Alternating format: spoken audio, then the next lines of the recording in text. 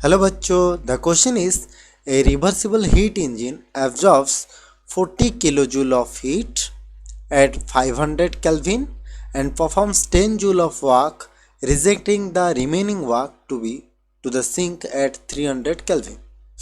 The entropy change for the universe is dash.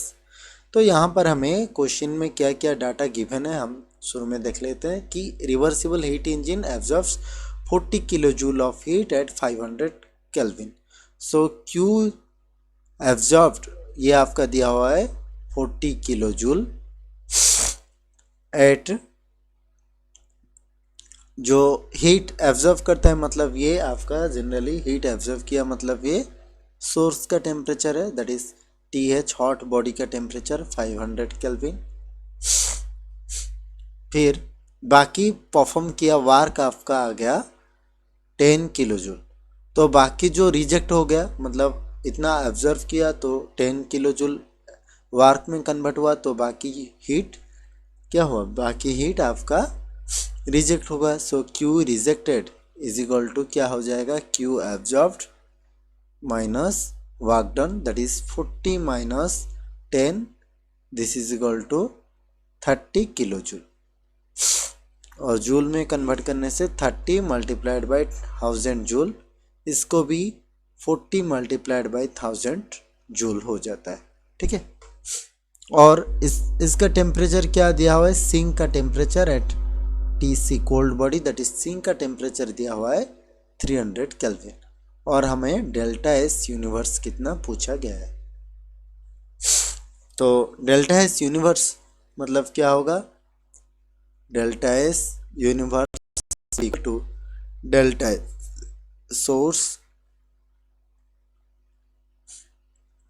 Plus delta S heat engine.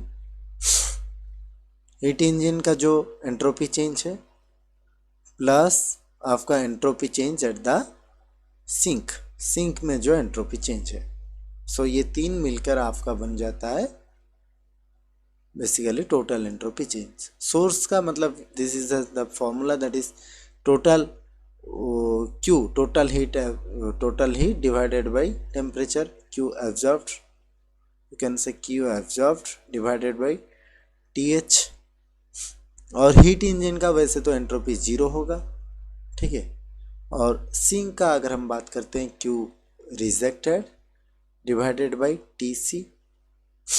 So Q absorbed है आपका कितना, 40 multiplied by 1000 divided by 500 plus 0 plus Q rejected कितना हुआ, 30 multiplied by 1000 divided by 300. सो यहाँ पर Q delta source negative हो जाएगा क्योंकि ये हीट देता है. सो इसीलिए जो फाइनल एंट्रोपी कम हो जाएगा क्योंकि यहाँ पर एंट्रोपी घट जाता है. सो एंट्रोपी फाइनल स्टेट जनरली कम हो गया, इसीलिए जो कि ये हीट देता है इसलिए इसका एंट्रोपी चेंज नेगेटिव में पाया जाएगा. ओके. सो इसको सॉल्व करने से 200 फिर 5 2 जा 0 0 कैंसिल 3 10, तो 10 10 100 हो गया. 100 माइनस ये 80,